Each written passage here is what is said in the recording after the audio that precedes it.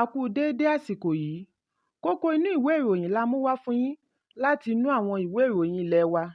Orúkọ tèmi ni Ọmọgbémisọ́lá ọmọ Alọ́gọ̀madẹ̀. Kíkó àwọn ọmọ orílẹ̀-èdè Nàìjíríà tí wọ́n há sí ilẹ̀ Sudan lọ sí orílẹ̀-èdè Egypt bẹ̀rẹ̀ lánàá lóníkẹ́jẹ́bú látàrí wípé 15 nínú 40 ọkọ̀ akérò tí a mọ̀ sí luxury bus tí ìjọba àpapọ̀ gbà láti fi kó àwọn èrò wọ̀nyí ni wọ́n pèsè. Bí ó tilẹ̀ jẹ́ wípé 40 ọkọ̀ ni ìjọba àpapọ̀ yá, 10 péré ni ó bẹ̀rẹ̀ iṣẹ́ lówùúrọ̀ àná, lẹ́yìn náà ni 5 mìíràn tẹ̀lé ní ìrọ̀lẹ́. Mínísítà fún ìṣàkóso ilẹ̀ òkèèrè Geoffrey Oyema sọ àsọdájú wípé àwọn oníṣẹ́ ọkọ̀ gbé owó gọgẹrẹ lé ọwọ́ owó ọkọ̀ látàrí wàhálà tí ó bẹ́ sílẹ̀ tí ó mú ọ̀pọ̀lọpọ̀ orílẹ̀-èdè nílò ọkọ̀ oníkánmọ́kánmọ́. Pẹ̀lú $150 mílíọ̀nù tí ìjọba àpapọ̀ san nípasẹ̀ àjọ alámòjútó ìṣẹ̀lẹ̀ pàjáwìrì fún kíkó èrò 500 5,500 láti ilẹ̀ Sudan sí ìlú Cairo ní orílẹ̀-èdè Egypt.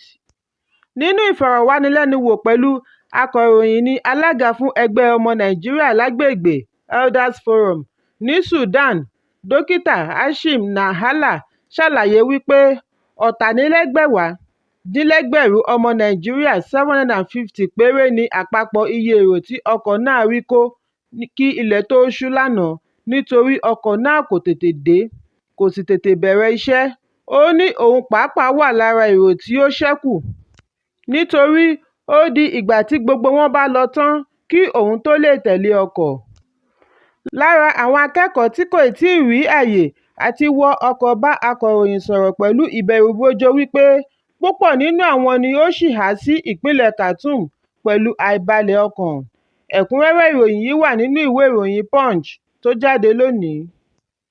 Ààrẹ Muhammadu Buhari ṣe ìbúra fún àwọn òṣìṣẹ́ 6 tuntun tí a mọ̀ sí Permanent Secretary kí wọ́n tó bẹ̀rẹ̀ ìpàdé ìjókòó ìgbìmọ̀ Federal Executive Council Meeting (FEC) ní ilé agbára ní Abuja. Orúkọ àwọn òṣìṣẹ́ náà ni Adam Mahmood Kambari láti ìpínlẹ̀ Borno, Eshuabana Nko Asanye láti Cross River, Lamuwa Adamu Ibrahim láti Gombe, Yakubu Adam Kofa Mata láti Kano, Ọlọ́runtọ́lá Olúfẹ́mi Michael láti Ògùn pẹ̀lú Richard Filangua láti ìpínlẹ̀ Taraba. Ààrẹ kí àwọn òṣìṣẹ́ tuntun wọ̀nyí kí wọ́n kú oríire kí wọ́n tó bẹ̀rẹ̀ ìpàdé wọn. Lára àwọn tí ó wà níbi ìjókòó ìgbìmọ̀ náà láti rí akọ̀wé ìjọba àpapọ̀ Boss Mustapha, olórí òṣìṣẹ́ ìjọba àpapọ̀ Fọláṣadé Yẹmí Ẹ̀sán àti olùgbaninímọ̀ràn lórí ààbò fún ìjọba àpapọ̀ ajagunfẹ̀yìntì Babagana Monguno. Bákan náà ni agbẹjọ́rò fún ìjọba àpapọ̀ Abubakar Malami náà wà ní ìkàlẹ̀ àti mínísítà fún ìròyìn àti àṣà Alhaji Lai Mohammed pẹ̀lú mínísítà fún olú ilẹ̀ wa Mohammed Musa Bello.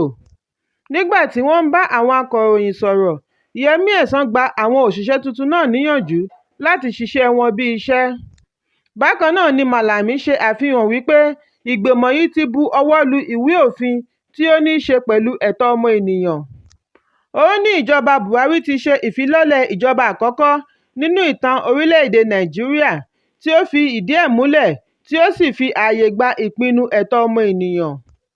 Ó fi kún un wípé àjọ ìgbìmọ̀ ìdáàbòbò àwọn akọ̀ròyìn náà jẹ́rìí sí wípé orílẹ̀-èdè Nàìjíríà nìkan ni ó tẹ̀lé òfin yìí láti ọdún tí ó kọjá.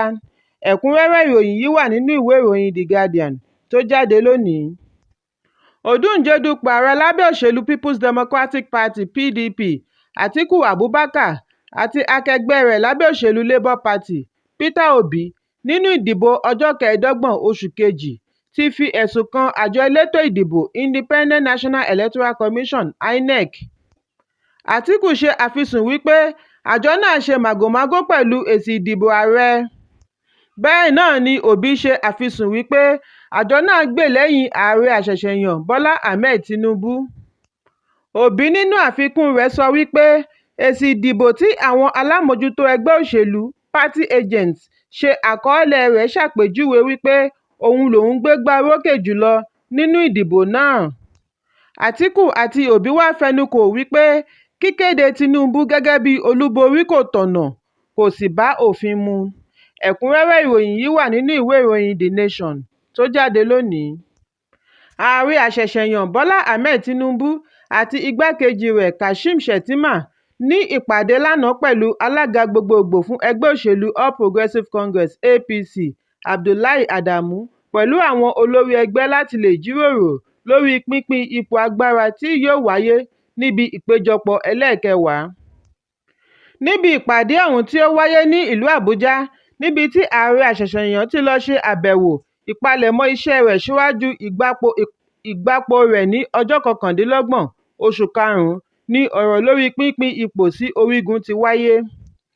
Lára àwọn tí ó tún pèsè síbi ìpàdé ọ̀hún láti rí olórí ìgbìmọ̀ Ahmad Lawan, igbákejì rẹ̀ Ovie Ọmọ-Agége, agbẹnusọ fún ilé ìgbìmọ̀ Honorébù Fẹ́mi Gbàjàbíàmílà, gómìnà ìpínlẹ̀ Kwara Abdulrahman Abdulrazak àti agbẹnusọ fún ìpínlẹ̀ Kaduna Honorébù Yusuf Zaitani.